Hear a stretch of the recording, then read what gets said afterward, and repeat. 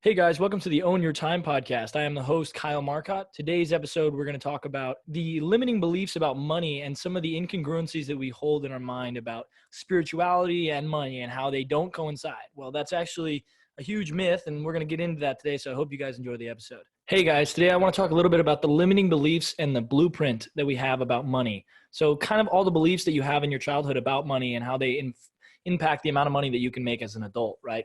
So one of the biggest incongruencies that I see in my own mind is the conflict between money and spirituality. I think that a lot of people have this conflict. They think that if they have a lot of money, then they can't be spiritual or they can't be humble, right?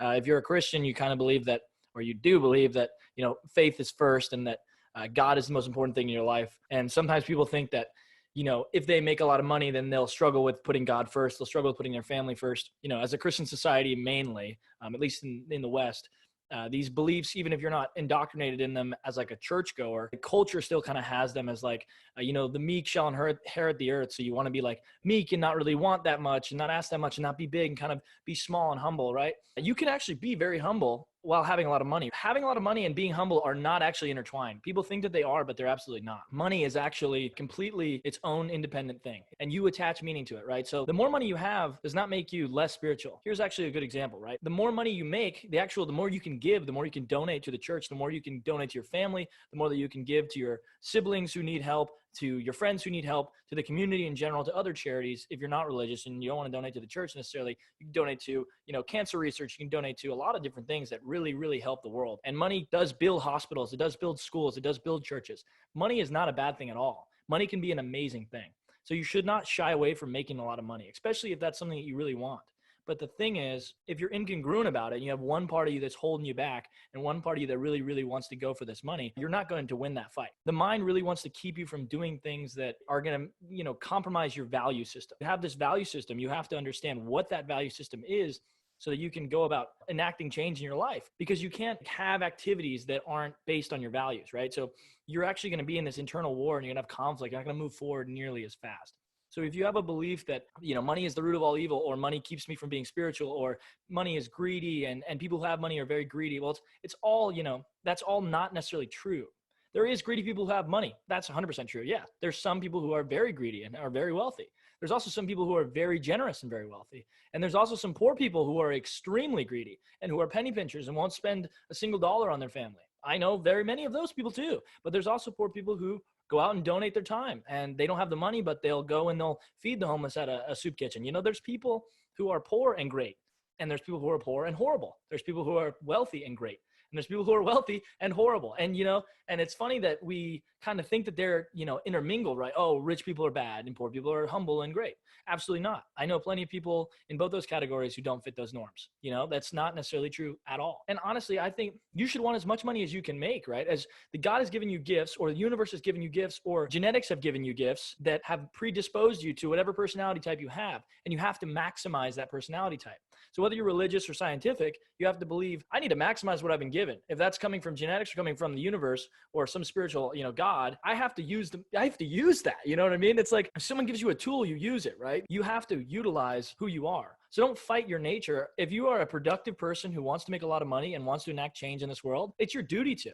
It's your absolute obligation and duty to do as much as you can in your life. And if that means making a lot of money, then fantastic. I would say make as much money as you can, because the more money you have, the more people you can help. You're able to financially free your family, yourself, and then therefore spend more time with your family. So if your concern is wealth is going to take time away from my family, well, that's not true at all. If you're living paycheck to paycheck, then you can't spend time with your family because you have to make the money to keep the lifestyle that you have. You're paycheck to paycheck. If you don't make money, then your family doesn't eat, right? So then you're in the scarcity mode and you're actually spending less time with your family. So it makes no sense. Being meek and being poor doesn't mean you have more time with your family. In fact, it often means you have less time because you're working 2 jobs, or you're paycheck to paycheck. So you have to make sure that you're there at your job performing so you don't get laid off or fired, because then your family's in a lot of trouble. But if you have an abundance of money, if you pursue your life extremely hard and with purpose, and you create abundance in your life, you create financial freedom, then you're able to build a company that's big enough or invest enough to where you have passive income that is going to provide you enough free time to spend with your family. And if you own a company, you might say, well, if I own a company, if I'm an entrepreneur, then I have to run this company. I won't be home for my family enough. Maybe in the beginning year, sure. But the more successful you are and the bigger you grow the company, the more people you can hire in the C-suite, the more people you can hire to run the operations, to actually do the work. And then you're at home and you're overseeing it. And your job becomes a laptop job where you have a Skype call with your C-suite, your CEO, your CFO, and whoever else is on your C-suite. And you tell them what you want to have happen. And you're maybe in Bora Bora with your family because you can afford to go to Bora Bora with your family or wherever your vacation destination is going to be. But the thing is, the more money you have, the more freedom you have. The more money you have, the more free time you're going to have to expose those values, right? So money isn't a dictator. It's just a revealer. It just shows who you are.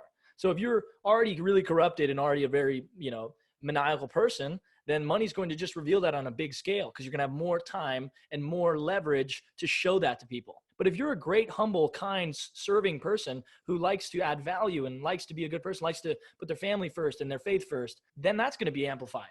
So if you have more money, then you're going to donate more. You're going to spend more time with your family. You're going to treat them to nice things. You're going to, if your dad has a medical expense, maybe he gets ill, they can't afford it. Well, you can, and you can save your dad's life. You can save your parents' life. You can enrich your parents' experience. For me, my parents are both hardworking manual labor individuals, and they're in their mid-50s. By the time they are 60, they're probably not going to be able to perform in their jobs. And they sure as heck don't have enough savings to retire, right? So I know that they don't have enough savings. So the only way that they're going to be able to retire is if I make enough money to financially free myself and my parents, right? So this is all about, can I create wealth for a positive reason? Because money is neutral. We attach value with our own personalities.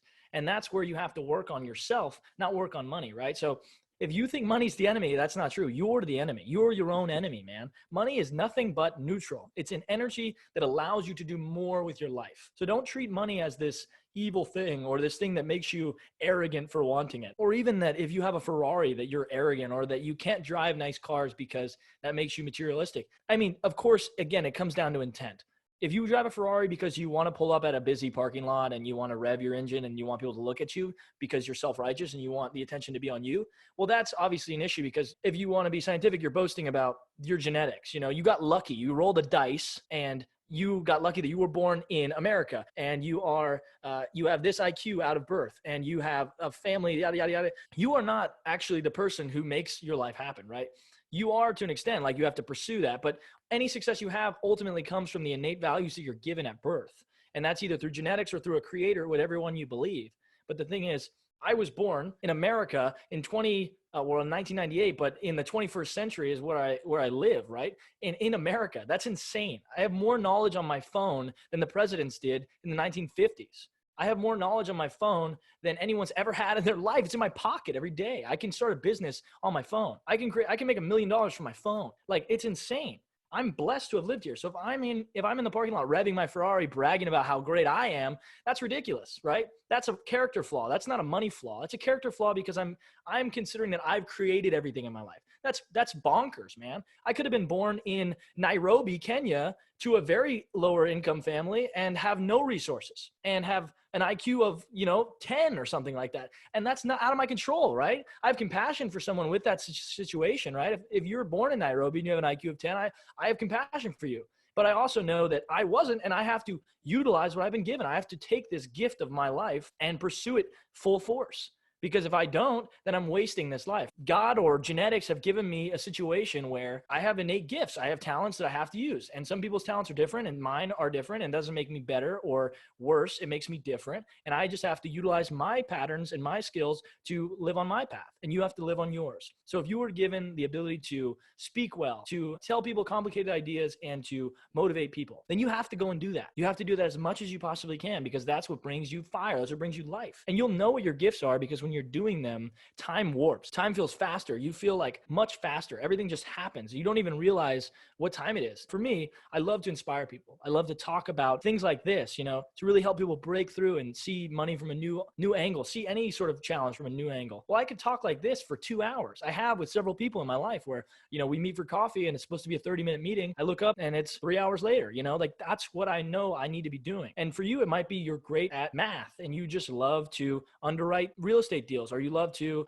build houses. You're an engineer. You want to help people build homes, and it makes you fired up to be building a house because you know you're creating a place for someone to live. Well, fantastic. Double down on that. Do that all the time. It's your duty. It's not, oh, it'd be nice to, use my strength. No, it's your duty. It's your obligation. You're here for a reason. You're here to use that thing that lights you up, and you're here to use it all the time. And you can think about it in two ways. If you're a scientific person and you don't believe in necessarily a central creator, well then boom, you've been given great genetics, dude. You better use those. If you want to be logical about it, then if someone gives you a hammer and you got a nail, what are you going to do? You're going to smack the nail with the hammer, man. You're not going to go, oh, how do I do this? I'm going to use my forehead. Bang. Like, absolutely not. That's not how it works. That's so illogical. You've been rolled a genetic dice. Use what you have to the best of your ability, man. Try to get as much as you can from your life and just really bring it out. Go for it. And then if you believe in a creator, well, then God's blessed you with a specific talent set and you have to use it. The creator has looked at you in a specific way and said, here's what you're going to be good at. You better go and have faith that you've been put here for a purpose, and you better go live that purpose out. That's what faith's about. Faith is about understanding that everything is for a reason. So you are the way you are for a reason. So you got to go utilize it. And that's what it's about, man. So don't start attaching evil or greed to money. Money just is money. It's a great tool that allows you to free up your life and free up lives around you, the community, etc. We really got to break down that limiting belief, that incongruency of, oh, I can't be spiritual and wealthy. No, not at all. You can be both. You should be both. You have an obligation to be both. You should be as wealthy as you possibly can. And I truly believe that in all my heart, right? Because if I can make more money, then I can give more to people. And that's what life's about. Life's about service. And the more you have, the more you can give. If you want to serve other people, well, you got to get enough money, take care of yourself so that you have the excess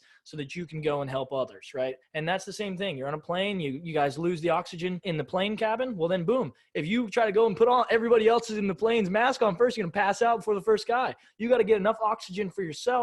You have an abundance of oxygen. Now you can go and help the people next to you who don't have an abundance of oxygen. It's the same thing with money, man. You have to go and get an abundance. Go get yours, man, so that you can give to other people. It's what it's about. It's about make as much as you can so that you can serve. It's not about me so I can rev my engine in the parking lot. It's so that I can give to you, so I can give to my family. That's what it's about, guys. Create that abundance. Go after money with no shame and no incongruence. Be completely congruent in your mission for wealth. Because wealth can be extremely positive if you are extremely positive. So guys, don't shy away from money. Don't be incongruent about money. Money can fuel your life. It can help other people. It can help yourself. I hope this frees you guys up mentally and it allows you to lift that barrier if that's something you've been struggling with. I know it was something I struggled with for a long time, so I hope I could help out. Thanks so much for listening, guys, and we'll be back here tomorrow.